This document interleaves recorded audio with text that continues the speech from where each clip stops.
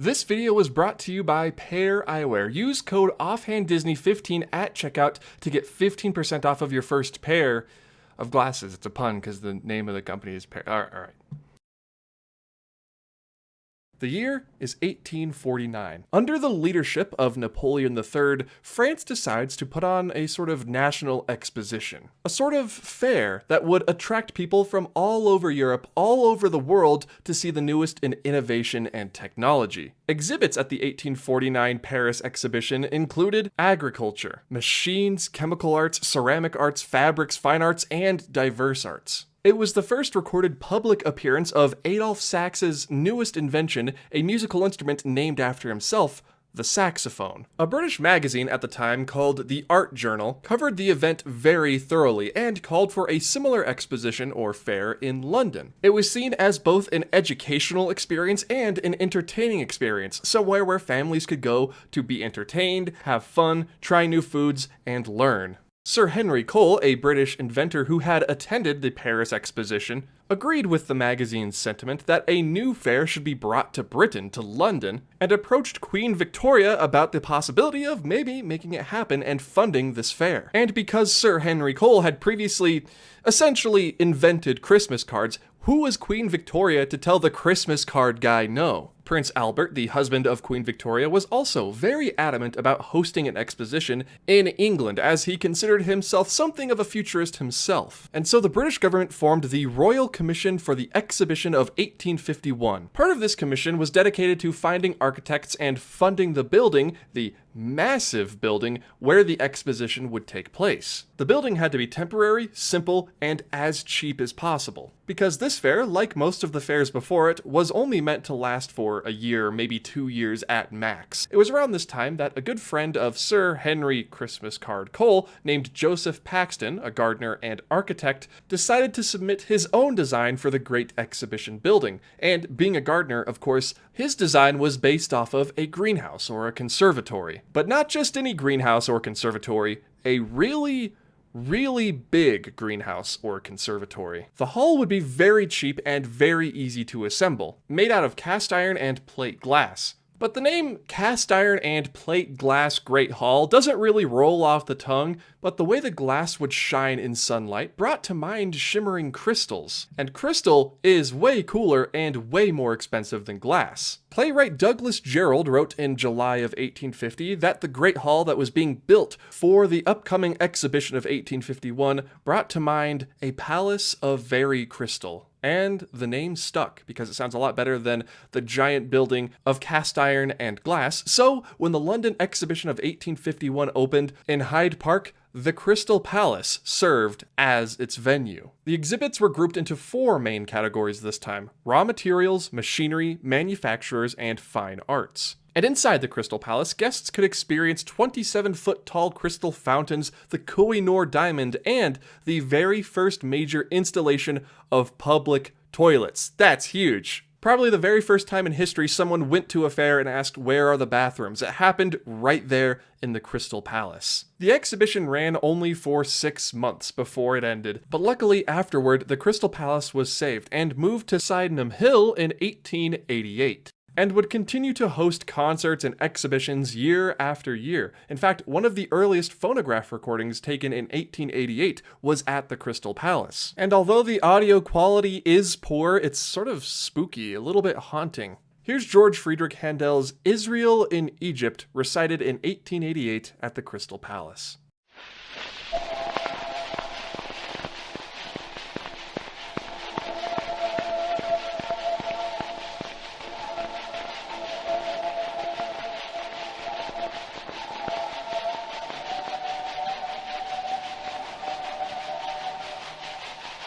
Sadly, on November 30th of 1936, Sir Henry Buckland was walking his dog near the Crystal Palace with his daughter, Crystal, who, ironically, yes, was named after the building, noticed a red glow coming from within the palace.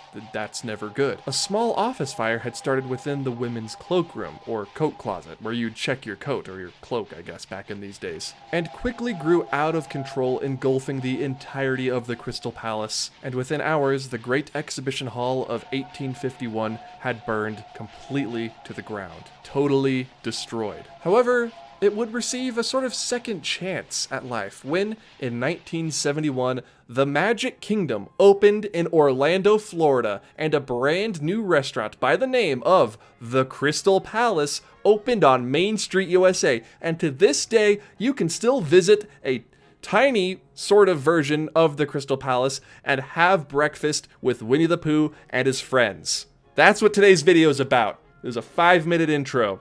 Now we're here. Congratulations. Now, we all love the stories of the Disney parks. We love the landmarks. We love the weenies. Sleeping Beauty Castle is iconic. But today, I figured, why not peel back the curtain a little bit? Why not look a little further into the history of these places and look at the history behind the history? The real-life buildings and landmarks that inspired different weenies or attraction facades or buildings at Disneyland and Walt Disney World and different Disney parks. If you're a fan of architecture, if you're a fan of futurism or futurist design, I think you might like this video. And hopefully, like I sort of did the past 5 minutes with the Crystal Palace, I can loop you in to what these Imagineers have planned throughout the years to make you feel like you're in an idealized version of these places, a fantasy version of the real world, whether that be in New Orleans or London in the Crystal Palace, or maybe even on Main Street, USA in Fort Collins, Colorado. The story behind the buildings at Disney parks is extremely interesting, and I hope you find it interesting too. So why not move on right now to our second inspiration,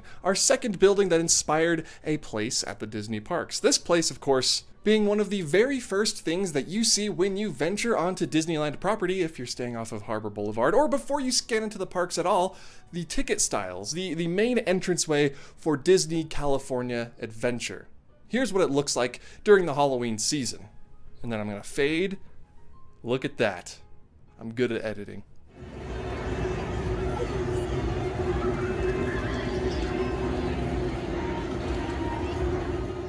When Disney's California Adventure opened in 2001, the turnstiles were pretty regular. They were behind the wonderful Rainbow California statues, stanchions, letters, and Sunshine Plaza itself was meant to bring to mind postcards. It was meant to make you feel like you walked into a California postcard. But the actual turnstiles where you would scan your ticket or annual pass to get into California Adventure, those themselves weren't super impressive. They weren't really themed to anything. It was just a covering to keep you out of the sun. However, in 2007, Disney announced a $1 billion investment to give California Adventure a bit of a facelift. And as part of this renovation, Sunshine Plaza would be no more. All of the decorations would be taken down, and Sunshine Plaza would become Buena Vista Street, named after, of course, the real street in Burbank, California, where the Disney studios are located. But we wouldn't just receive Buena Vista Street, we would also receive new turnstiles, and the turnstiles would be modeled after another real-life Hollywood landmark, the Pacific Auditorium. The auditorium, which also served as the inspiration for the entrance to Disney's Hollywood studios, opened in the Fairfax district of Los Angeles in 1935 and was designed in the streamlined modern architectural style. A sort of offshoot, a branch off of the classic Art Deco design, Streamline Modern was inspired by aerodynamics and emphasized curving forms, long horizontal lines, and even a little bit of nautical design. You could see some submarine influence in there a little bit if you looked at the trains. And while the outside of the Pacific Auditorium was extremely impressive and often photographed, the inside was essentially just a big event space. It was an auditorium, a huge building where you could host shows or conventions or parties, whatever you needed, the Pacific Auditorium was there to host. Over the years, the auditorium would host the Icecapades, sort of a weird precursor to Disney on Ice, the Harlem Globetrotters, and the LA Monarchs, a former pro hockey team. Over the years, though, unfortunately, the auditorium fell into disuse. The former parking lot in front of the auditorium was turned into a public park, and it was added to the National Register of Historic Places. And even though all of this seemed to sort of rekindle a little bit of interest in the auditorium, it fell further and further into ruin as the years went by, damaged by a number of small fires, which of course would make less people want to visit the auditorium. Until 1989, the auditorium was destroyed, this time not by a small fire, but by a very, very large fire. leaving the former Los Angeles landmark, a symbol of Tinseltown, of Hollywood, a smoldering ruin. I don't know why these places just keep burning down. They gotta stop burning these places to the ground. But what's really funny, I guess if you were a fan of the Pacific Auditorium, maybe not super funny, was that the entrance to Disney's Hollywood studios opened just 3 weeks before the original Pacific burned to the ground. So those two coexisted on the Earth for 3 weeks before someone decided that the Hollywood studios version was the superior version, and I guess decided to burn down the original. I actually don't know how the fire started, but that's my working theory. Some Disney fan did it. On the site today stands Pan Pacific Park, and the rec center still has one of the iconic fins with the flags featured prominently on the building. Not one of the originals, it's a recreation of course, but a nice homage to what used to be there. A big, giant, empty building with a really cool front facade. And although it isn't exactly a one-to-one full-scale recreation, and it's not even the same color, it was a darker sort of green that the Pan Pacific had, we can still get just a taste of what it was like to go to this old Hollywood landmark back in its heyday. Except instead of going into a big empty building, we go into one of the premier theme parks in the United States. But hey, you know, apples and oranges. I mean, take a look at these two. They're not exactly the same.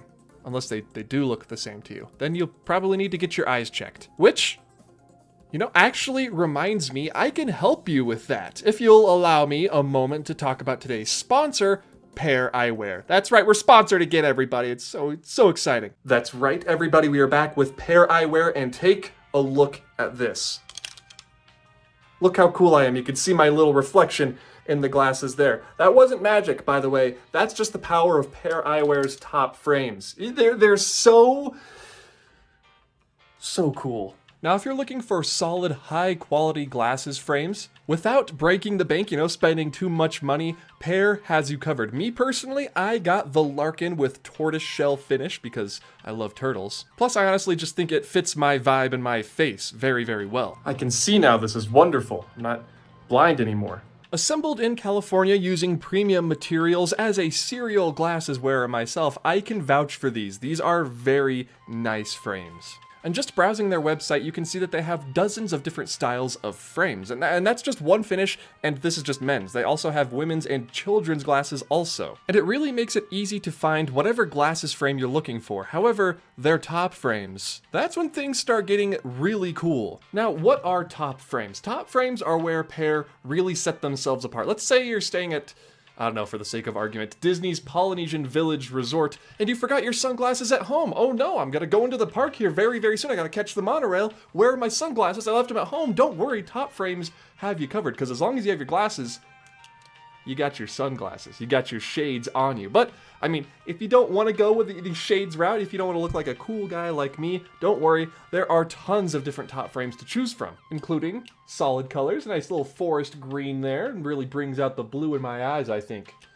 Maybe it doesn't. And they have tons of official collabs with Disney, including these cool Beskar Mandalorian glasses frames. These are really cool. We have, of course, Mickey. A little Pop Century vibe right there. A Mickey top frame. And of course for you Avengers fans, you Avengers Campus fans, or Epcot fans, because I think that's the only park at Disney World that has a Marvel ride, you have some classic comic book characters as well, just to bring out the superhero in all of us. Or at least in me. Probably in you too. They even have a virtual try-on feature on their website that you can use to see what the glasses would look like on you before you even order them. I also have to mention, I mentioned it in my previous video, but this is just extremely satisfying on its own. That is like worth the price of entry right there. It's just so nice snapping these top frames onto the frames. It's so, dare I say, magical? If you are interested in getting your own pair of Pair frames and top frames, visit the link down in the description below and use offer code OffhandDisney15 at checkout to save 15% off of your first pair. It's the name of the company too. It's a little pun, just a little pun between you and me. A very special thank you once again to Pair Eyewear for sponsoring this video. And real quick, before we get back to talking about buildings and the histories of buildings, one more time, just because it's so dang satisfying. Okay. All right, well, actually, one more time, because it's so cool. All right, back to the video. When I mention a fairy tale castle, the first one that pops into your mind is probably Cinderella Castle at Walt Disney World or Sleeping Beauty Castle at Disneyland. These two iconic castles have been standing for more than 50 years, and the inspiration behind them is actually very common knowledge. It's Neuschwanstein Castle in Germany. Neuschwanstein Castle, a place where kings and knights and nobles and princesses would gather around and tell stories and engage in their adventurous escapades. Right? Even wandering the halls by yourselves, you can almost hear the clatter of plate armor being donned, and swords being drawn, dragons being slayed. Look, there's a dragon right here on the wall. That must mean the dragons are real and that knights lived here. Right? A hardy adventurer regaling the court with his wonderful stories of travel, intrigue, mystique, and romance. That all happened at Neuschwanstein Castle.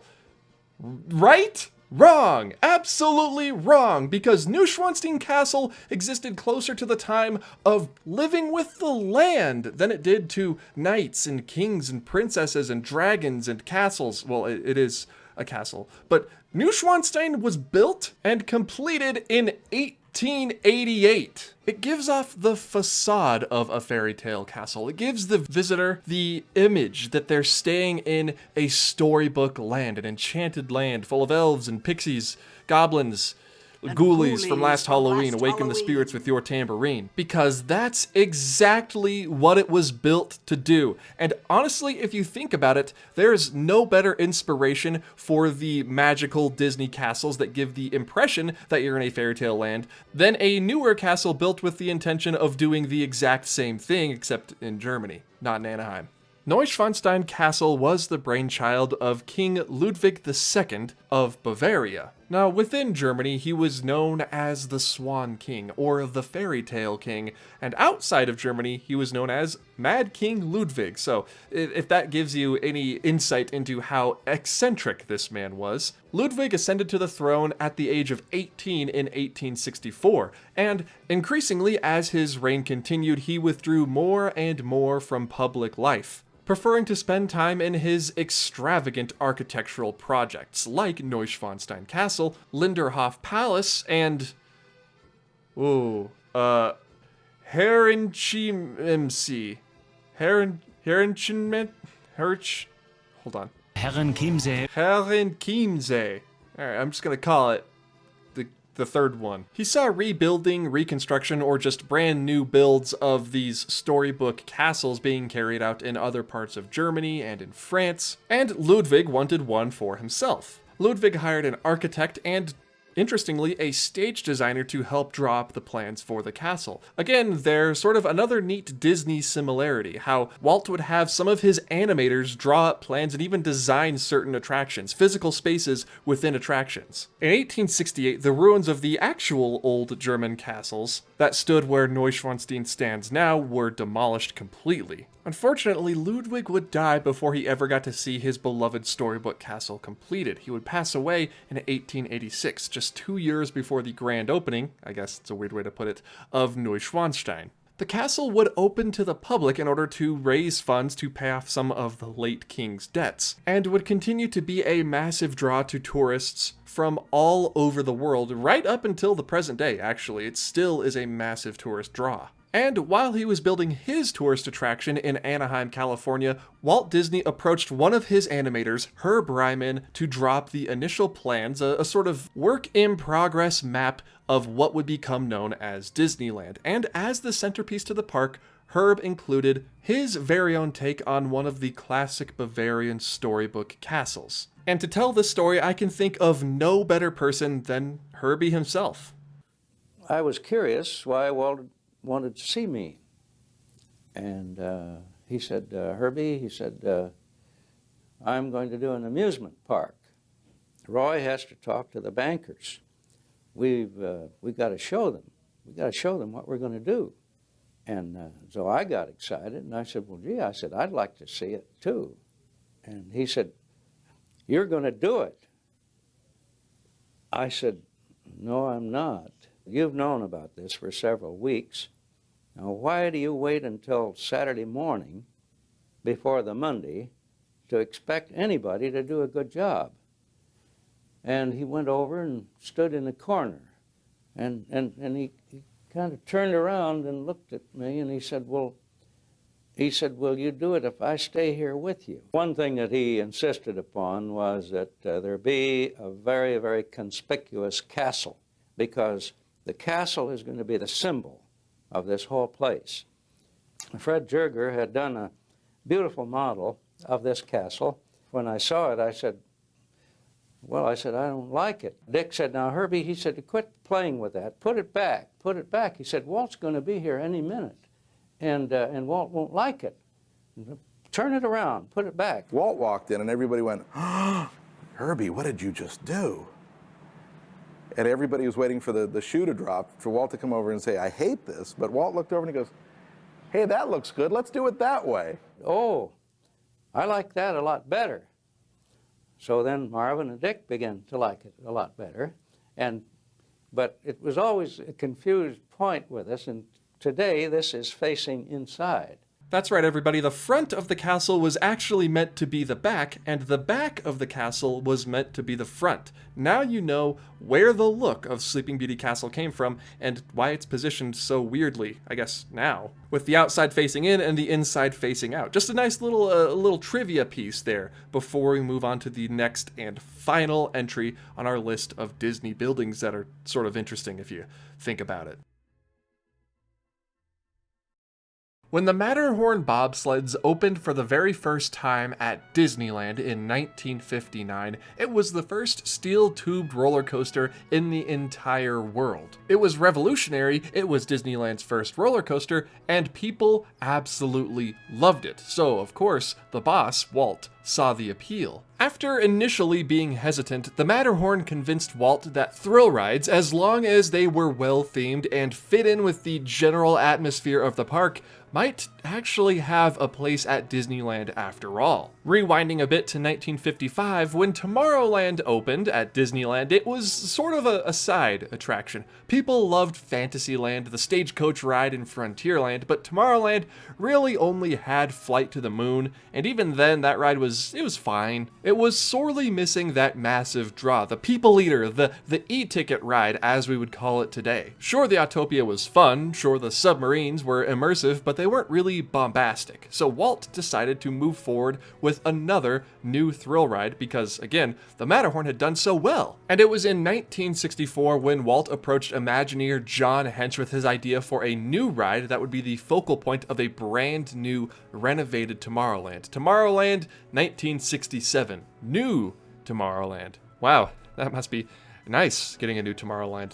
Nothing I would understand. I wouldn't understand what it'd be like to get a new Tomorrowland. That's neither here nor there, though. The theme for Walt's new Tomorrowland roller coaster would be a spaceport. And unlike the Matterhorn, where the ride would take place both inside of the mountain and outside, the entire track would be completely enclosed within the spaceport, allowing the Imagineers to use different special effects and lighting tricks to make guests feel like they were on a space voyage. The ride would ultimately become known as Space Voyage, and different concept art pieces by John Hench, Clem Hall, Herb Ryman, and George McGinnis were released over the years, and in 1966, the name was finally changed from Space Voyage to Space Mountain. Ultimately, though, Space Mountain would end up being cut from old new Tomorrowland due to budget reasons, but Tomorrowland would receive a number of new attractions like Adventure Through Inner Space, or the other one. But when Walt Disney World and the Magic Kingdom opened in 1971, there was no Matterhorn anywhere to be seen. No Big Thunder Mountain yet, of course, at that point, so the Magic Kingdom was without any thrill rides. Instead of building a Matterhorn at the Magic Kingdom's Fantasyland, Disney decided to dust off the old Space Mountain idea,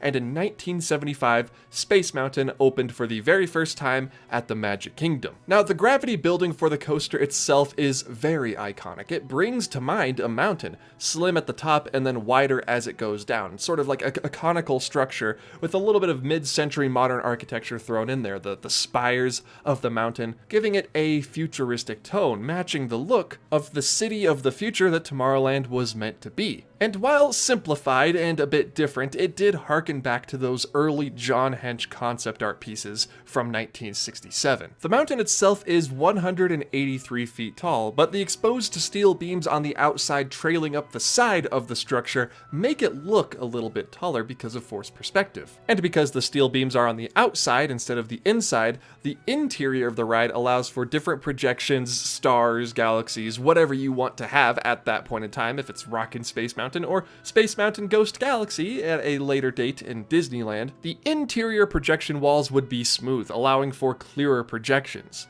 Now, we can argue the architectural style of Space Mountain all day. It could be mid-century modern because of the sleek white paint job. It could be googie because of the spires and the space age influence. It also could just be whatever because Disney wanted it to look that way, so it's just the Space Mountain architectural style. But I have a hunch, okay? This is just a theory. It could be completely incorrect. We'd have to talk to John Hench about my theory, but you know, he's not around anymore. I like to think that John Hench designed the original concept for Space Mountain to fit in with the Tomorrowland around it. The closest other attraction to where Space Mountain is currently would be Alien Pizza Planet, back then Flight to the Moon. Known even earlier as Rocket to the Moon, sponsored by Trans World Airlines, or TWA, and in order to bring guests into the land, into Tomorrowland, back further toward Rocket to the Moon, the weenie for the land, you could say, was the TWA Moonliner, a huge rocket that stood outside of the Atomic Age show building that housed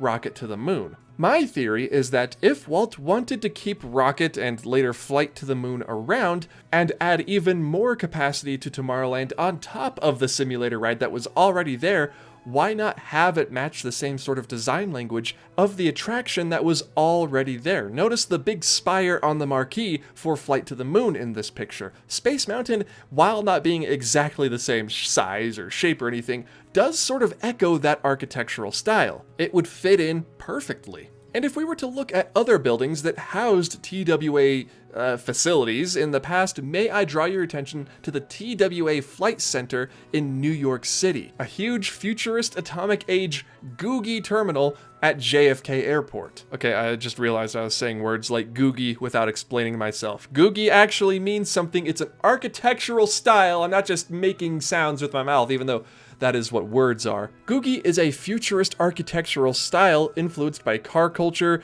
jets, the space age, and the atomic age. I mean, look at this car wash. Notice the spires. The theme building at Los Angeles International Airport looks like it would be right at home in a Tomorrowland somewhere, in Disneyland or Disney World, but I think the TWA Flight Center in New York is as close as we'll get in the real world to Space Mountain. While it may not be a spaceport terminal, it is an airport terminal with the stark white paint job and the curving lines, invoking space travel and the future. Now, me personally, in my home state, I have an airport that looks very, very similar to Space Mountain with the white sort of tents. But DIA isn't meant to represent the future. It's not meant to represent Space Mountain. It's meant to look like the Rocky Mountains. So, strike that one from the list.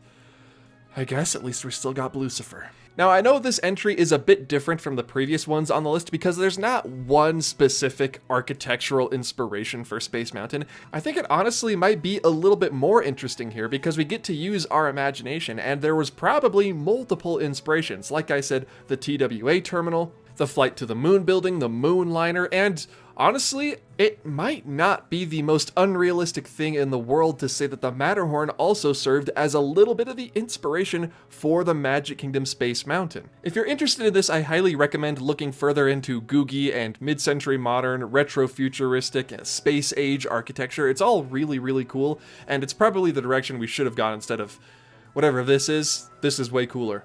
I would rather live in a crappy apartment that looks like this than looks like this. But maybe that's just because that's what we're stuck with now. Either way, Space Mountain is a product of its time. 1950s through 1970s space age, atomic age optimism. Not the kind of optimism we have today. I think if Disney were to design a brand new Tomorrowland today, from what we want out of our future, the most optimistic view of the future that we value today, it would definitely be a renewable energy green future, where we're simultaneously living in harmony with the planet while also utilizing extremely high-tech gadgets and transportation. I think the Horizons mural is the best sort of visualization of what we could expect from a new version of Tomorrowland, where all people are united, happy, the planet is doing good and not being destroyed, and we have the cool retro mid-century modern atomic age architecture over there in the corner, looking cool, and all of it comes together in harmony. Imagine plants around the exposed exterior beams of Space Mountain, maybe a waterfall cascading down, something like that. While I do like the angles and the spires and the stark white paint job, I think some plant life and maybe even a water feature or two would be really, really cool if they ever were to decide to go this way with Tomorrowland. Of course, you can't get rid of Space Mountain. You gotta keep Space Mountain. But that's just armchair Imagineering. We're just talking at this point. We're just having a bunch of fun. What are your thoughts on what specifically inspired Space Mountain? I'd love to hear your thoughts, your theories down below. But that brings us about here to the end of the video. I always think history is really fun to talk about. I started this channel 9 years ago, talking specifically about Disneyland history and urban legends and that sort of thing, because I love, of course, as you can clearly tell, the Disney parks. But I also really, really love history, not just Disney history, but world history, ancient history. It's always been really, really fascinating to me. And I think this video was a nice little combination of the two. We got to talk about historical places, how they might be tangentially connected to Disney or the Disney parks in some way. I got to go sort of beyond what I normally talk about, but while also tying it back into the parks, which I think was really fun. So if you enjoyed this video, please hit the like button. It means a lot. It helps the channel out a lot. And now we're at the end of the video. I know I missed the Pirates of the Caribbean facade at Disneyland. That's a building that actually exists in New Orleans. I'm sure the Adventureland treehouse is based off of a real tree that actually exists somewhere on the planet. Probably, like in a forest somewhere. Spaceship Earth, it's a geodesic sphere. There's a lot of geodesic domes wherever you look. You know, if you're out there in the countryside, you know, observatories, farms, that sort of thing, greenhouses. But the sphere, the geodesic sphere is unique, so I could talk about that. And now I'm rambling. If anything, this video just made me want to talk more about history beyond the Disney parks and then wrap that in, tie that into the parks. So if that sounds interesting to you, let me know. But, my friends, as always, since it's the end of the video, we do have to go to the end card now. So the end card, actually, it's usually underneath the desk, but we're not at the desk today, so I have to just head in this general direction and look for it. Is it over here? Somewhere? Nope, not that. How about this? Is it over here, maybe? Oh, wait. No, yep, no, this is it right here. See? End card. Hello, everybody. Thank you all so much for watching this video on the inspirations behind classic Disney parks buildings architecture. If you enjoyed this video, like I said before, please be sure to leave a like on this video. Hit that like button because it really does help the YouTube algorithm show me what you people, what you folks like to watch more than, you know, other things I talk about, maybe like a food review.